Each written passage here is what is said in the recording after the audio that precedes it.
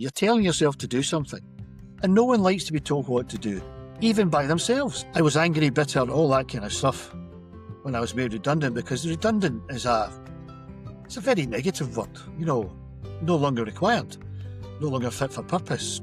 How would you describe your mind? And everybody could have looked at him blankly. I thought, here we go. Here's a mumbo jumbo coming. Even if you don't want to, go and help someone else, because they'll turn around and say, thank you so much for your help. Will that elevate your spirits? Absolutely.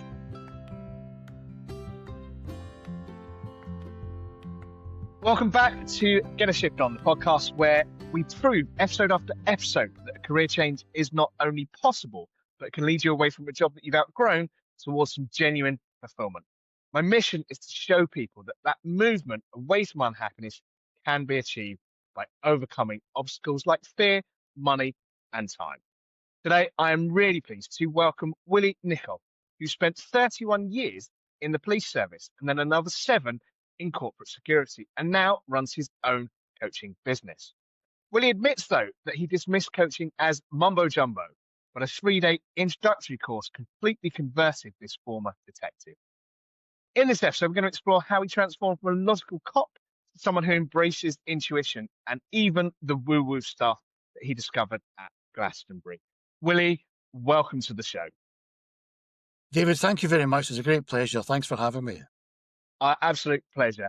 And, I really enjoyed our introductory conversation yesterday, and I think there's so much to pick up on. So let's get straight into it. You obviously spent 31 years in the police service, followed by that time in the corporate security.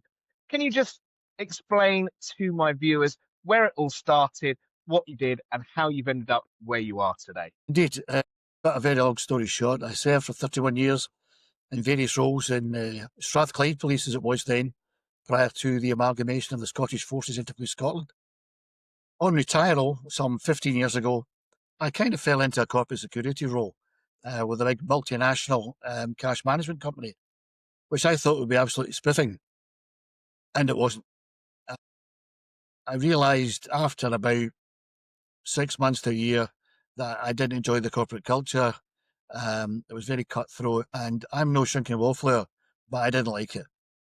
So I began to explore ways of getting out, while still working very hard for the company. Some 7 years later, I was told that my role was at risk of redundancy. Not me. They said, "Oh, you're a nice guy, Willie, but we don't think we need you anymore." And I realised belatedly, David, that I'd actually worked myself out of a job, having sorted all their many and varied security problems. I was, to say the least, not a happy bunny. And when I told my wife, she was a bit concerned because she thought I was going to go off the rails. And to be fair, I was very, very angry. I was like the Incredible Hulk, ready to rip my clothes off and probably rip someone else apart. So my good lady suggested that I look at coaching, which I, as you said, was actually a lot of mumbo jumbo, psycho-babble nonsense. But she booked me a little training course, and I went there determined not to enjoy it. And this is during the redundancy process. And I realised that I quite enjoyed it. So I thought, maybe there's an opportunity here. In short, I had no intention of becoming a coach. Quite the reverse, in fact. But circumstances kind of pushed me that way. You could say the universe had a different plan for Willie. So that is, in a nutshell, how I started my journey, as it were, from cop to coach, with no intention of doing so. But life's like that, as you know, David. Yeah, absolutely. It's funny how these things come about, isn't it? And you never quite go down the path that you envisaged. So what was it that you did in the police force? What was that grounding that you had to give you the experience to share now with your clients? I had quite a varied experience in the force. Started off in uniform, as you do, plain clothes, running about catching car thieves and things like that as a young man. I then decided I better actually do something with this career and moved to a different location to be closer to home. Got into the CID, became a detective, murder inquiries, serious crimes, rape, attempted murder, all that kind of stuff. And then I moved into, shall we say, a special department, having been headhunted by said department, who thought I might make a good member of that department, especially. So I thoroughly enjoyed that. I did all sorts of kind of crazy, sexy stuff, including at one point protecting the late Queen, Tony Blair, Charles as he was then. So I'm talking about the late 90s, so it's a long time ago.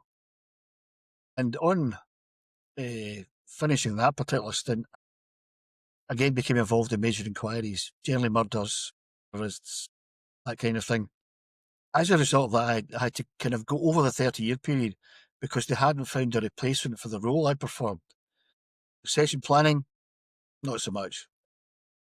And I kind of started putting out feelers for another job, and this one kind of fell into my lap through knowing a man who knew a man who knew a man, and embarked upon what I thought would be a nice career prior to retiring, shall we say, properly.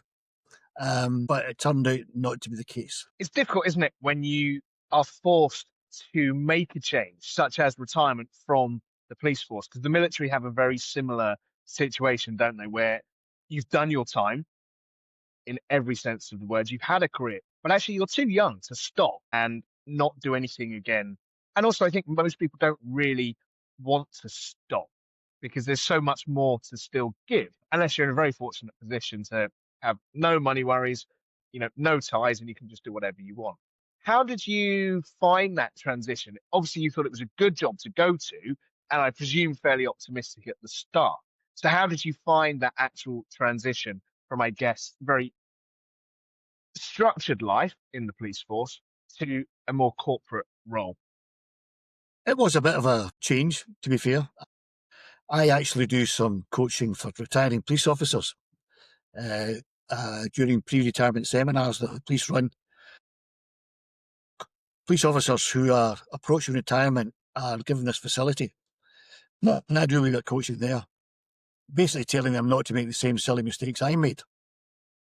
It's a bit of a culture shift. Police, is, as you described, the military is a very structured organisation, and you know where you stand most of the time.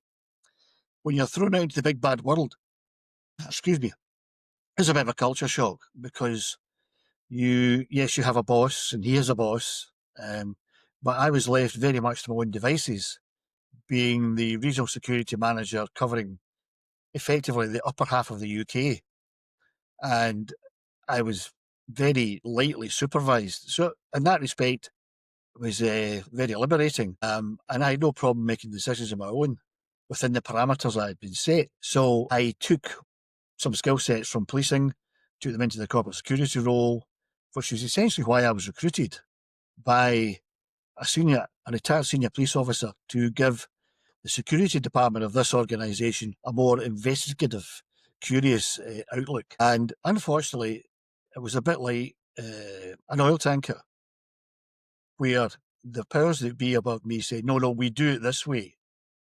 Well, we've been brought in to show you a different way, a more effective way, a more efficient way. No.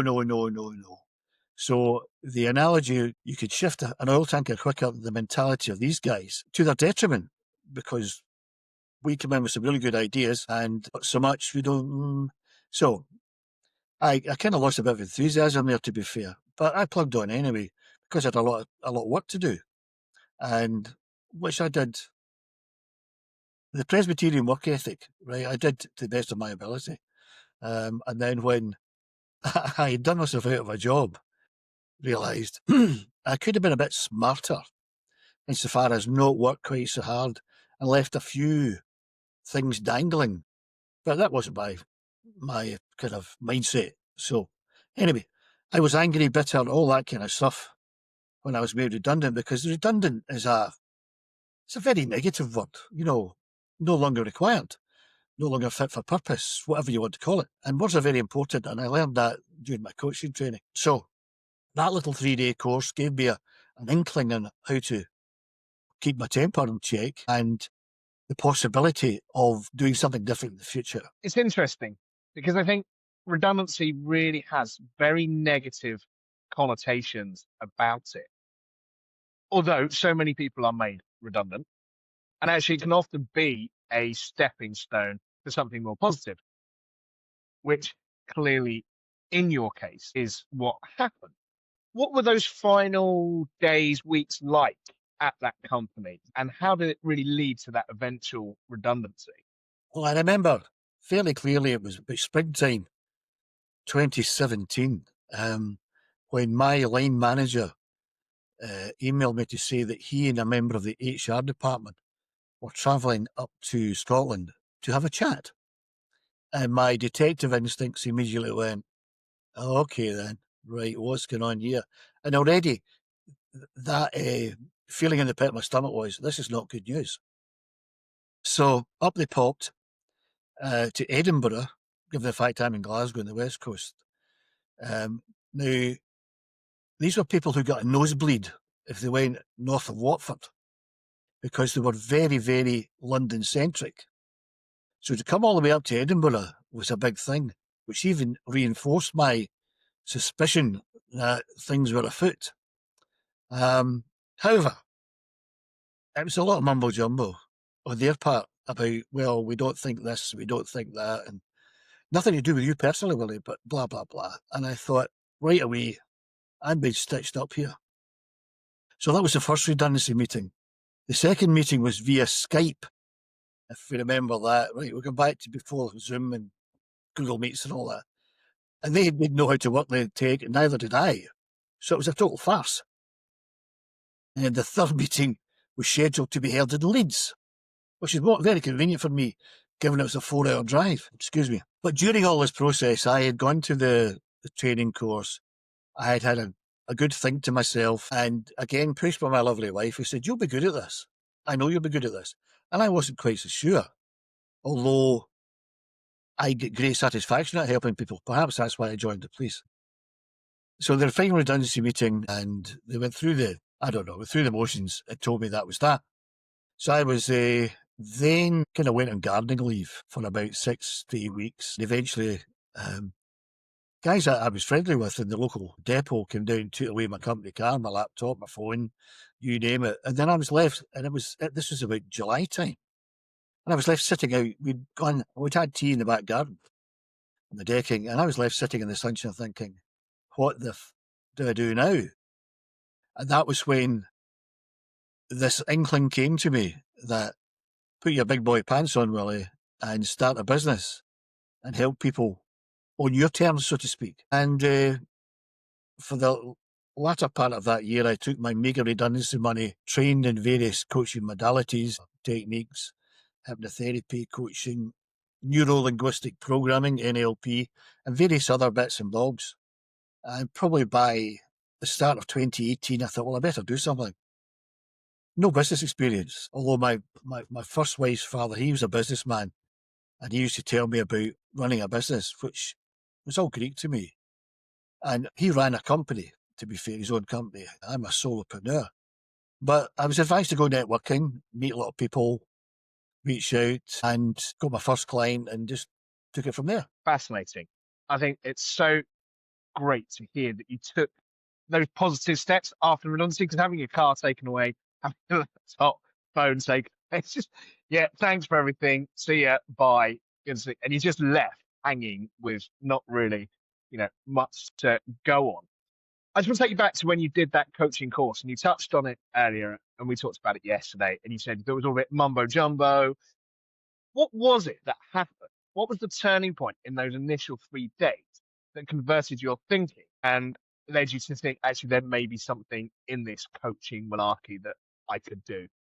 Exactly, coaching malarkey. That was how I had the preconceived notion of coaching. It's a lot of mumbo jumbo, psycho-babble, neuroscience bullshit. No. But when I look back now, I realised that during my time in the police, there was a lot of psychology involved. Doing accused people, interviewing witnesses, interviewing injured parties, listening skills, asking the right questions, knowing when to stop and shut up. I thought, there's some similarities here. And I remember, and this is a very brief story, the coach asked us, the trainer asked us in the first morning, how would you describe your mind? And everybody could have looked at him blankly. I thought, here we go. Here's a mumbo jumbo coming. So he said, right, I'm going to give you an analogy. He lived in a farm, this trainer. He said, I have a duck pond. And your mind is like the surface of my duck pond. And I thought, where on earth is this going? Mind? They said, normally the surface of the duck pond is flat and calm. But then life intrudes. And it gets a bit windy. So the surface of the duck pond becomes a bit choppy. I thought, okay, I can go with that. Right? And the wind dies down, it goes flat and calm again. So your mind is now flat, calm, peaceful, contented. He said, but life has a bad habit of throwing a rock into your duck pond. And I'm still going with this analogy, this metaphor. And my wife had obviously primed the trainer, because he then picked on me and said, you have just had a big rock thrown into your duck pond, Willie. And I looked, what's this guy going on about? A redundancy rock. And then the kind of light went on. Yeah, okay. So when a rock gets thrown into your duck pond, it gets very choppy. I went, yeah, I'll go with that. But if you leave things alone, the surface will go flat and calm again. But you didn't do that, Willie, did you? What do you mean? You threw some more rocks in afterwards. What do you mean? Were you angry? Yeah, I was angry. Bitter, resentful, worried, stressed. Yes, all of the above. These are rocks of your own making that you're throwing into your duck pond. So will your mind ever get calm and peaceful again? And the light bulb went on, David. I get what this guy's saying. So never make a bad situation worse by throwing in your metaphorical rocks of anger, resentment, etc. Because when did doing that ever make a poor situation better? And that appealed to my logical brain, my kind of sensible side. Yeah, there's something in this. And that was the kind of inkling that there may be more to this than mumbo-jumbo, woo-woo nonsense. There's a lot of kind of common sense and logic in it. And I like common sense and logic. That appeals to me. And that gradually increased during the 3 days when I had other light bulb moments or epiphanies or, oh yeah, moments. So with the end of the 3 days, I thought, you know what, there might be something in this. So I had to go home and apologise to my wife for disbelieving her and for being angry at her doing this to me. Eat a bit of humble pie. When the time came for that final interview in Leeds with my line manager, the HR woman, a lady taking the notes, I was the calmest person in the room because I thought, no more rocks in the duck pond, right? I have the inkling of something after this, so it's no longer a big deal. And everyone was a wee bit edgy, expecting yours truly, Willie, with admittedly a short fuse, to go off the rocker. But I didn't. And we left amicably. And I drove the 4 hours home and said, that's that.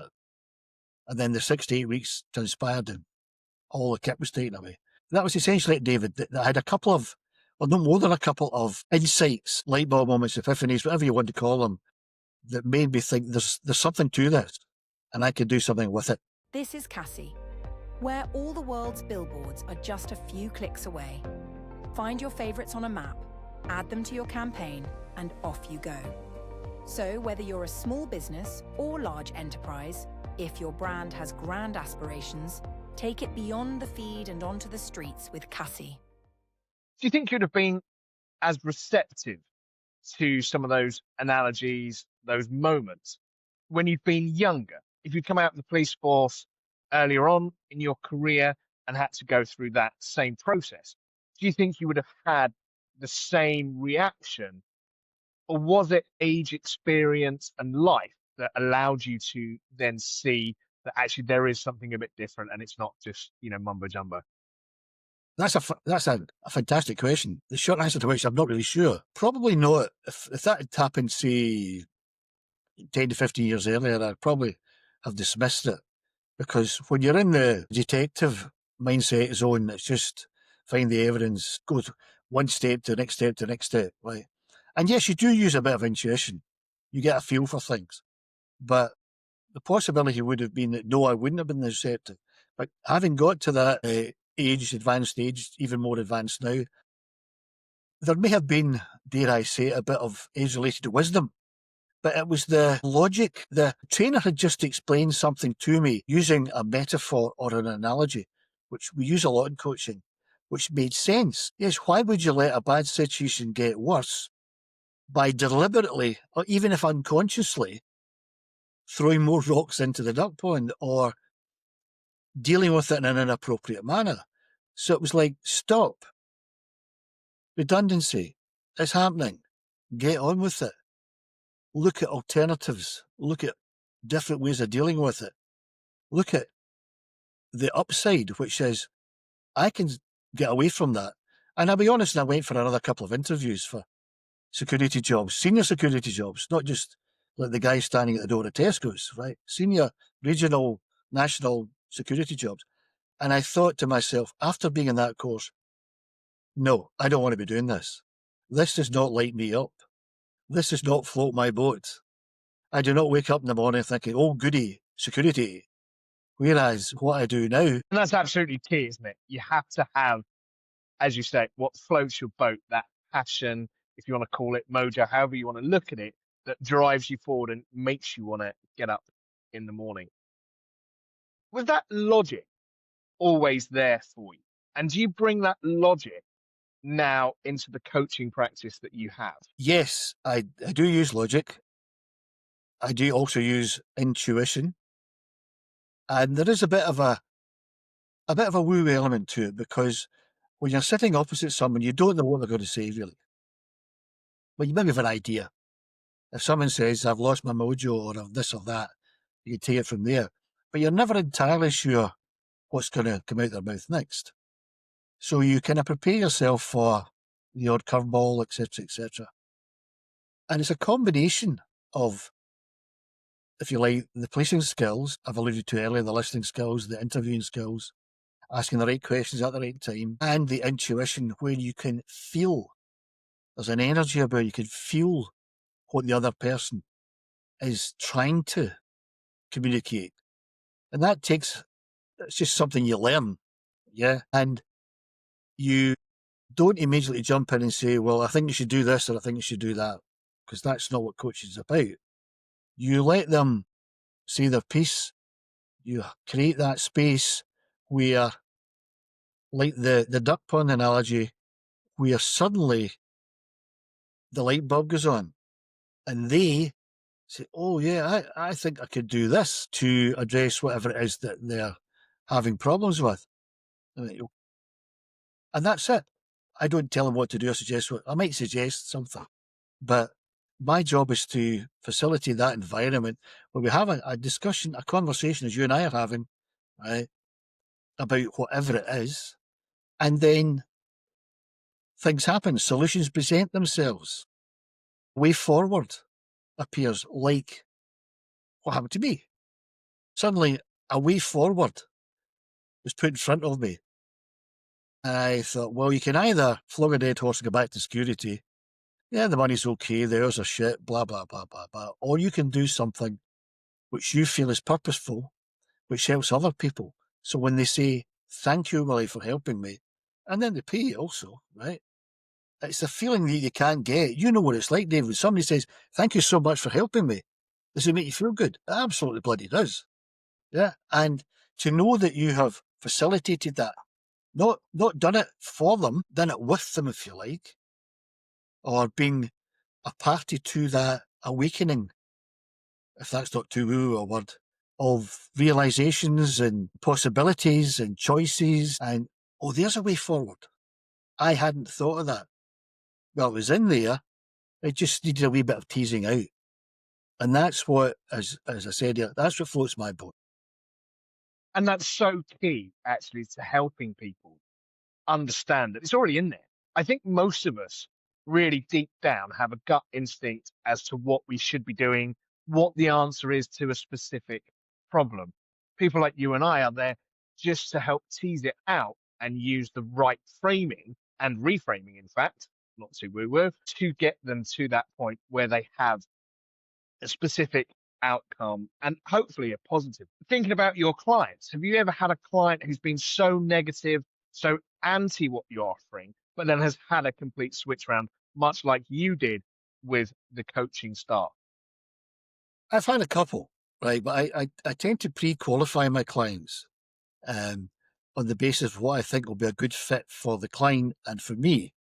If I think someone's too negative and I assess that, I could work myself to death here and nothing beneficial will happen, I would take them on, right? I might try and find them someone more appropriate, but negativity is a thing that's kind of built into us. We tend to be negative for a very good reason. That keeps us safe. So, I'm not going to do that. That looks a bit risky.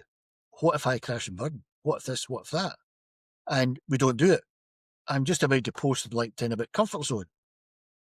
As I told you yesterday, I had to climb onto my roof to look at a potential leak, and I was well out of my comfort zone, let me tell you. But that's another thing. If you stay where you are, that's fine. It's comfortable. It's safe. It's reliable. Will you grow? No. Will you develop as a human being? No. Will you get where you want to be? Probably not. So I take on clients who I assess have reached a point where they're ready, willing, and able to commit to a process of change to benefit themselves or to address something that's not going well in their lives. You can get people go, yeah, I'll do that. And they don't. I mean, I have had prospects who I've had very good conversations with. They say, well, tell me how this works, Willie. And I'll tell them, and I'll say, but you require to put in a great deal of effort. I don't have a magic wand I can wave about. You require to put in a good deal of work here. Oh, really? Oh, I think, this is not going well. And you will have to be open to change, and you have to be open to thinking differently, and so on and so forth. And they kind of, they file that away and they're too hard to deal with, straw, and disappear. If, however, someone says to me, yeah, I want to do this, not I need to do it, or I should do it, and I'll come on to that in a minute. I want this to happen. I want that thing to go away, or I want to overcome that thing there. And we don't use words like problems and issues and obstacles. Everything's just a thing. We've all got things in our life, right? As soon as you mention problems and issues, that's going to be a big problem. You're doing yourself down right away. If you say, that's a thing I need to address, or, I'm not happy with that thing there. It's a much more neutral word. And that was another thing we did in that initial training course. Let's think of a word to substitute for problems and issues and obstacles. And I am naturally emphasising this. See, that's a thing. See that thing that's bothering you? How about we get rid of that thing? Or in the west of Scotland, we tend to use the word stuff. We all get stuff in our lives, stuff we don't like. Well, let's get rid of the bloody stuff. And we make a wee joke of it. Right, okay then. Yes, there have been probably initially I would take people on without having done that rigorous pre-assessment, and then realised I can work till I'm blue in the face here, they won't change.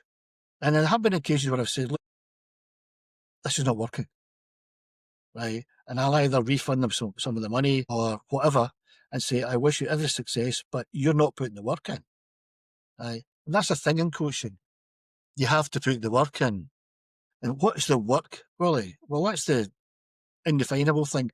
Effort, enthusiasm, energy. You won't get anywhere sitting with your, as we say in Scotland, with your face tripping you in a negative mindset, right? Because nothing will happen, right? So it's, if nothing changes, nothing changes. If you don't change or be open to change, right, you want to change. I mean, I've said that. Change your thinking, change your life. Because it's all about thinking, we discussed yesterday. And they kind of, okay, so if I change my thinking, how do I do that? Well, let's go and have a chat. So, yes, there have been one or two negative ones, but on the advice of my marketing guy, you pre-qualify your clients, and you probably do the same. So that's a huge assumption, with the kind of proviso that, yeah, I'll knock my pan in to help you, mate, but you need to come halfway with me. If I say, let's look at this, and you go away and come back a week later not having bothered your arse, I'm not going to be a happy bunny. Okay, well, once you've got that pre-qualified out the way, 100% commitment, both sides, I think brilliant, we're good to go. And I do face exactly the same challenge, because it's funny when I tell people that I help people leave careers that they don't like anymore, 9 times out of 10 people are like, oh, you can help me. Oh yeah, I hate my job. Like, great, okay, let's talk. What is it you hate? How do you how do you get over that? Or, oh, it's Monday, I hate Mondays. Okay, what are we going to do about it? Well, I can't do anything about it. Okay, so that's not for me. They're not the kind of people that I want. And that pre-qualification for me is much like you were saying. I want to do something about this. I want to make a career change. I want to start my own business because I have had enough of where I am. And that straw that breaks the camel's back will vary from person to person. Sometimes it's redundancy, sometimes it's ill health, sometimes it's ill health in the family, sometimes it's just to a point where they can't take any more for whatever reason. It's not that they particularly hate the job, it may be the system that they are in. Do you find that people who have that negative start don't necessarily want to work with you at some point, then do come back because they've changed their mindset from, yeah, I'd love to do it, and now they want to do it? Yes, it has happened. Linguistics, languages, words are very, very important. You say, I need to make changes in your life. Yeah, yippee. If you change it around to say, I want to make changes, you change a kind of command. You say, I need to do something. You're telling yourself to do something. And no one likes to be told what to do, even by themselves. Oh, I should go to the gym. Yeah, you bloody should, but you're not going to, because you've told yourself to do it, and then you go, I can't be arsed. If you were to say, I want to go to the gym, I'm going to go to the gym. I'd love to go to the gym. You're much more likely to go to the gym. And once you've had your workout or whatever, will you feel better? Yeah. If you don't go to the gym having used that negative language, how will you feel later? You'll feel like a bag of crap. Because not only have you imposed that internal command on yourself, you haven't followed through with it, and now you feel like a failure. So the language you speak to ourselves is critical. So if someone says to me, I want to make these changes, music to my ears. I'd love to have this. Fine. How much effort and commitment are you going to devote to achieving that aim? I'm all in, Willie. Like, brilliant. That's my kind of client. Let's go. Let's get started. If there's any kind of hesitancy, oh, I need this, or I want this, or sorry, I should do this, or I must do that, these words are going to kind of pull you down, light obstacles, issues, and whatnot.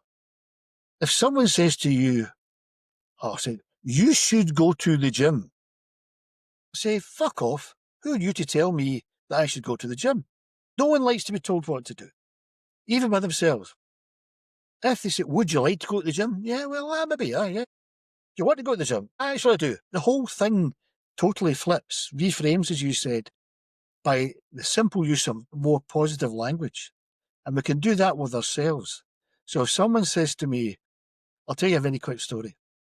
I was speaking at a meeting. I wasn't the main speaker, and it was being videoed. And a young man approached me and said, you that coachy guy? I said, yes. And I could tell that there was something bothering him. I said, what's the matter?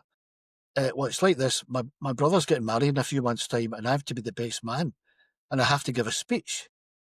I thought, well, fair enough. And I said, well, I'm absolutely terrified.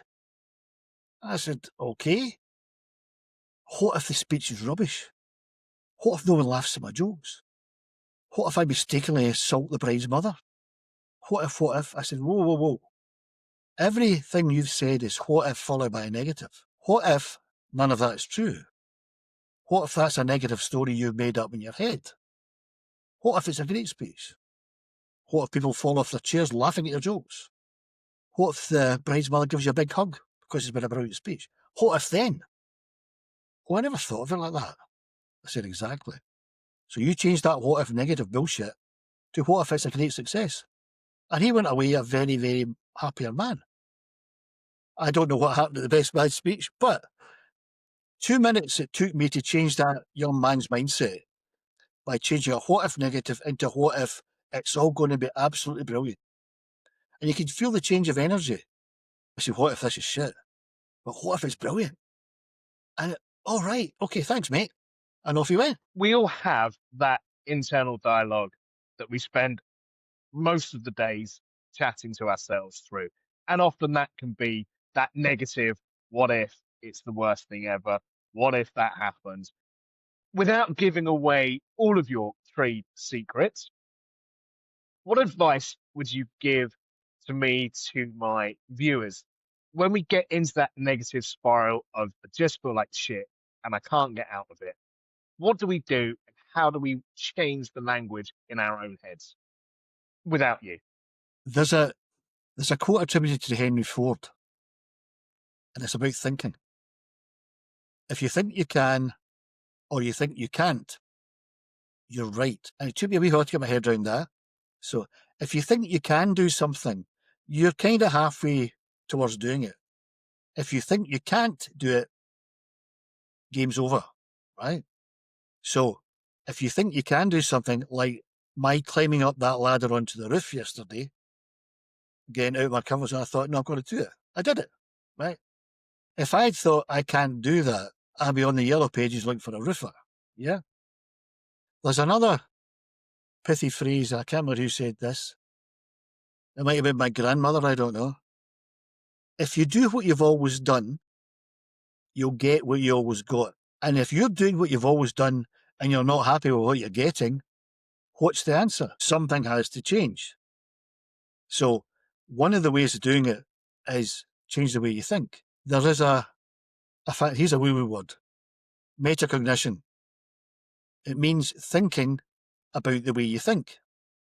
So we think every day, but how often do we stop to consider, is the way I'm thinking doing me any good?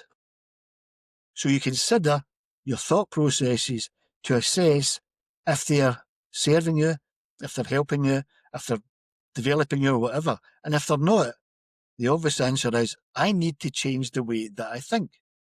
And then they come and say, how do I do that, Willie? Well, that's a $64,000 question. But one thing, as I've already alluded to, is change the way you talk to yourself. Change your internal dialogue, is what we call it in coaching, the way we talk to ourselves. Because there are times, David, where we can say things to ourselves inside our head that had someone outside said to us, we'd have probably punched them in the teeth. Oh, I'm a failure. I'm not good enough. I'm this, I'm that, and the other. And we say that to ourselves. If someone was to say all that to you, you think, I'm going to give you a slap. How dare you say that to me? And then if you take a step back, you think, well, you know what? That's the truth. I have been deluding myself. But they have said things that I've been saying to myself, but I resent them saying it, but I'm happy to say it to myself. So again, we're back to the dialogue, the words, the thinking mechanisms. I have an idea, which I'm going to exploit, hopefully, because I bought the domain name.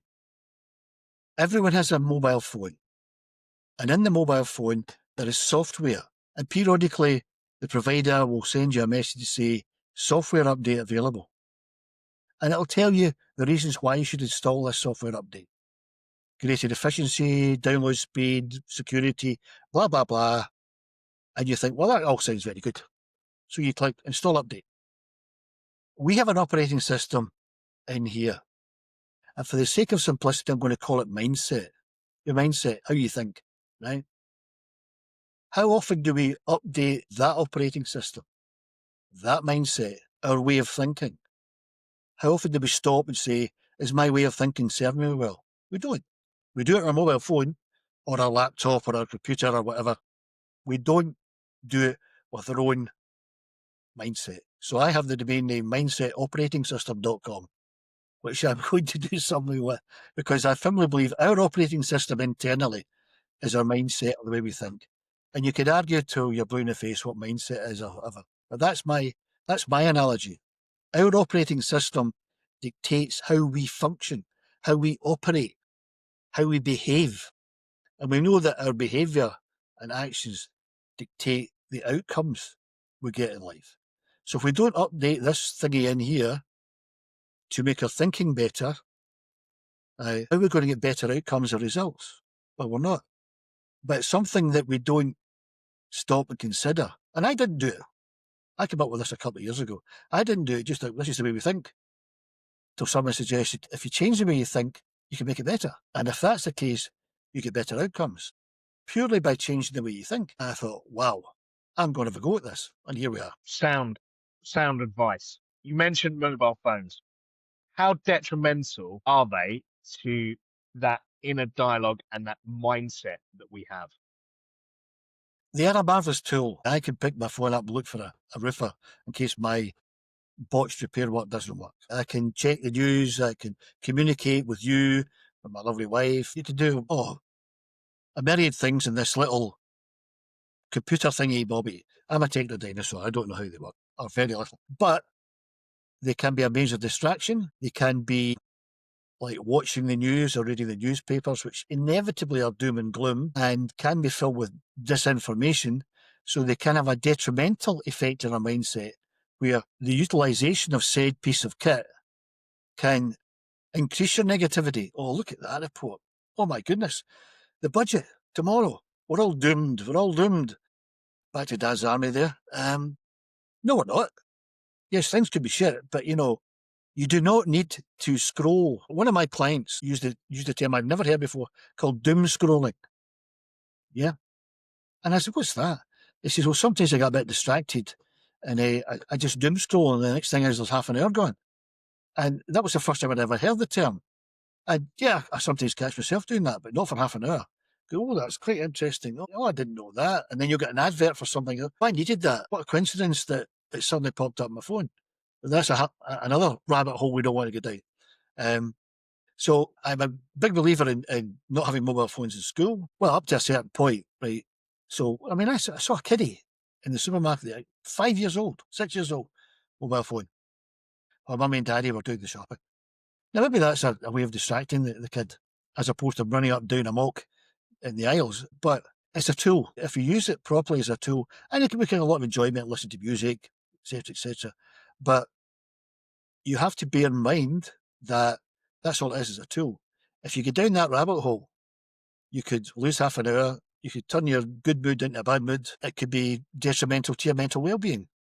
My advice is, and I say this to clients, yes, watch your news, but don't consume too much of it. Don't use your mobile phone for doom scrolling, because that half hour you could be doing something more productive or whatever, or going for a walk or blah, blah, blah. And the other thing that always, one of my pet annoyances is people walking along the street with their mobile phone in front of them, and you've got to get out of the fucking way. And then you kind of do that dance, and they'll look up at you and give you a dirty look. And I'm thinking, It's all your fault, yeah. Back in the day, you'd have got a slap round the ear, mate. But back in the day, you didn't have mobile phones, so that wasn't an issue. So anyway, that's a wee pet rant from me. No, I don't slap people about. I try to get out of their way. You do see the odd one when they walk into a lamppost or something, and you titter quietly, and you think, an idiot.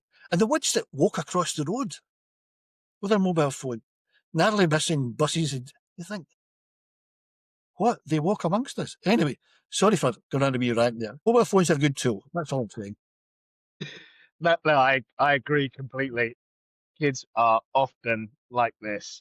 And as much as I try to stop them, it is very hard in this day and age. And we talk about doom scrolling, actually, because it is so easy for them to sit and scroll through, comparing whatever it happens to be, life in general, to someone else. Someone lives in a mansion, and they're having an amazing life. I think it can be so detrimental to people. But put it down, go for a walk, I think is absolutely great advice.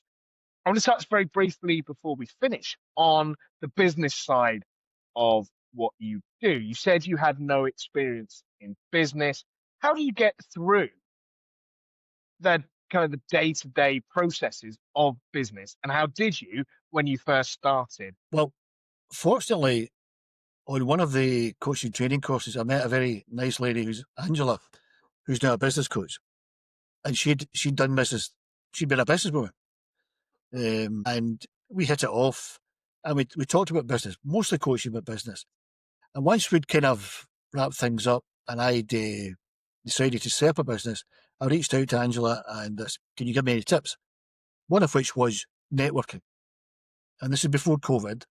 So you find networking events to go to, and you rock up, and you meet people, and you exchange business cards, and you tell them what you do, and yada, yada, yada, and you expand your network of connections. And the more effort you put in, is they will remember you. So when they come across someone they know who needs your services, they will refer you. And that did. I spent a bit of time looking at other, successful coaches, Tony Robbins, a guy called Jamie Smart, and how they did their coaching. I thought, okay, I'll absorb some of that. Ability is your number one responsibility. So if no one knows who you are, you can be the best coach on the planet, but if no one knows who you are, you're not going to run a business. So I thought, okay. And I joined some networking groups. I met some people. I was a member of the Professional Speaking Association for a year because I thought that would help. I gained a few extra skills, but it wasn't for me. And gradually built up an idea of what business was about. Although business and busyness are not the same. We can be busy. There's also I'm busy doing nothing, working the whole day through. So you've got to guard against being busy but not working your business. So all this took a lot of time for me to rationalise and absorb. And you have to have a bit of self-discipline because especially as I get older, it's going, I'll have a long lie today, but you've got this to do. But the good thing about being self-employed or a solopreneur is you can pick and choose, right? When you're going to do what. But there has to be that effort because if you don't put the effort in, everything else, you don't try, you don't get. So it took me a while to get around that as opposed to being in employment where there you rock up at 9 o'clock, you do your 8 hours, you whatever. The good thing about being in policing was shift work, having to work extra hours. So the 9 to 5, Monday to Friday, kind of general employment thing was never what I was used to. So I didn't mind working in whatever hours within reason or days or whatever.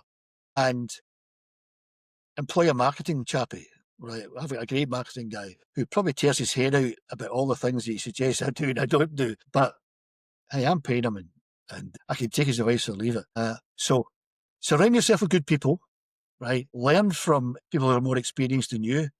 When I say surround yourself with good people, there's an old phrase, people like them. So if you find someone you get on with and you find that community that you get on with, right, stick with that because you'll learn from your peers, your connections. You'll be able to impart some of your knowledge and it's a kind of mutually beneficial two-way process. Stick at it. There'll be times when I thought, I'm not going to stick at it. Perseverance or stubbornness. I posted on LinkedIn, what gets you through perseverance or stubbornness or both? And I had to have both. Otherwise I wouldn't have got up the roof yesterday. Right. But always enjoy it. You have a choice.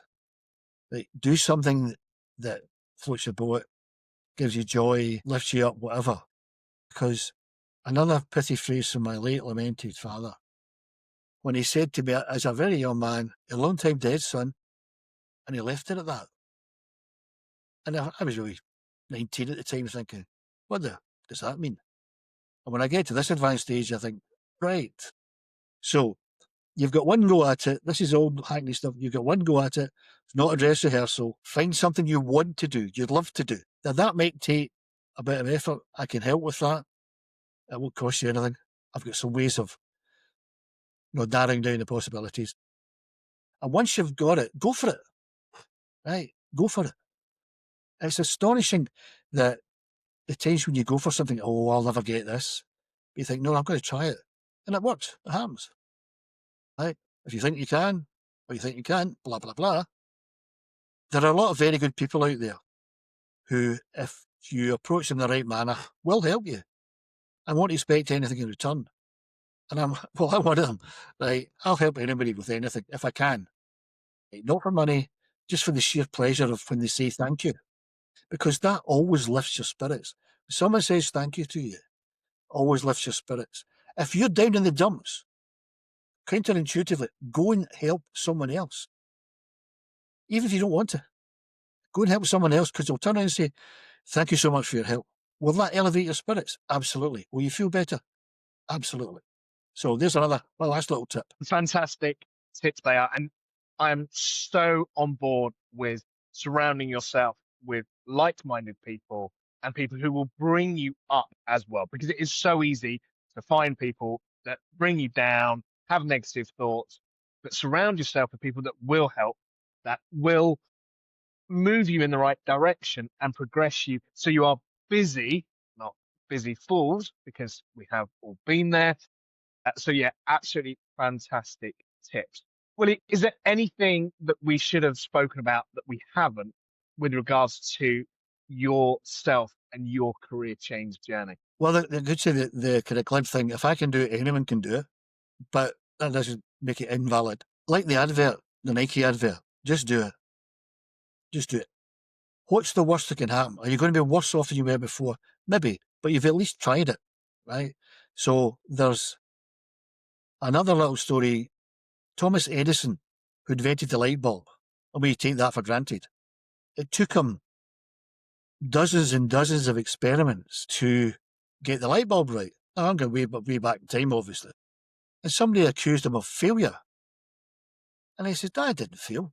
I didn't fail all these dozens of times. I experimented till I got it right. Okay then, right? So he succeeded. If at first you don't succeed, all that, blah, blah, blah, right? Just do it. Because if you don't do it, it will eat you away, right? If you think, I could do that. And something holds you back, that negativity, what if it fails? That negative, you'll hate yourself. You really will. If you don't at least have a go at it, right? If it doesn't work out, think of another way of doing it, right? Tony Robbins, I think, says, there's no such thing as failure, only feedback, only learning points. That didn't work that way. Now I'm going away and think of some other way of doing it that will make it work. And then, bingo. And just imagine that sense of satisfaction when you get that thing to work. Even if it's taken dozens of times like the light bulb.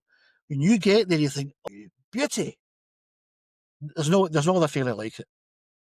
And again, we live in a world, don't we, where everything is immediate and we only see the success that someone has right here, right now, not the vast amount of times that they have failed, tried something different. I once heard fail referred to as first attempt is learning, which is a little bit, but actually I quite like it. And I have used that on my kids. I'm sure they will roll their eyes a lot at me, but it's right. They will roll their eyes, but they might have that light bulb moment I had that, so you think, you know what? This isn't bullshit. This isn't mumbo jumbo. There's something to this, right? So when you say that failure acronym, great. So there's all these notions and things, oh, that's nonsense. Well, have a look at it, embrace it. I did. I changed my mind from the nonsense mumbo jumbo to, no, there's something in this. And you know what it was? I felt it. I felt as if, yeah, there's something here. Energy, that intuition, whatever it was, I felt it. If you get that feeling, grab it and go with it, right? Why not? If you don't, someone else will. Possibly. And then you're too late anyway. So you've lost everything. And, yeah, baby, what if I fly? I think is absolutely brilliant. Willie, thank you so much for your time. Thank you for all you do for everyone and the positivity that you bring. I think our conversation shows how exciting and positive change can be. And I hope people take away from that. And I'll put some links into the episode description so people can come and find you and your offering as well. Willie, thank you so much for your time. I really appreciate it. And I really appreciate you. Thank you. David, it's been an absolute pleasure. Thank you for giving me the opportunity. And I hope your viewers will gain some sort of these insights, light bulb moments, epiphanies. And if so, my work here is done. Thank you so much. And good luck with the roof. Cheers, David. Cheers.